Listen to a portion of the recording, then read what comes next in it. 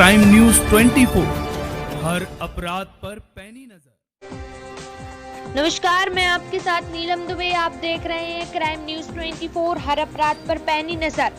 रुक करते हैं आज की खबरों का। इंगोरिया में 24 घंटे की बारिश ने चंबल नदी का पुल पर पानी आने के कारण आवाजाही बंद कर दी गई। जी हां, बड़नगर के इंगोरिया से 5 किलोमीटर दूर चंबल नदी का पुल पर पानी आने के कारण वाहनों का आना जाना बंद हो गया है। 2 दिन से जाम लगा हुआ है। पानी उतरने के बाद ही वाहनों का आना जाना होगा। कई लोग फंसे हुए हैं। उज्जैन, बड़नगर, रतलाम के लोगों से संपर्क टूटा हुआ है। इंगोरिया से प्रकाश राणावत की रिपोर्ट। कब से जाम लगा हुआ है यहाँ पे?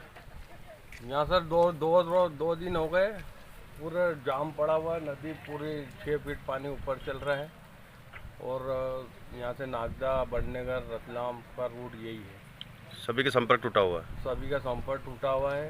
2 दिन से पूरा ही जाम पे जाम लगा हुआ है। जा नहीं सकते यहाँ। बैरिकेड्स लगा रखे हैं। पुलिस वालों बता रहे पानी उतरने के बाद ही जा सकते हैं।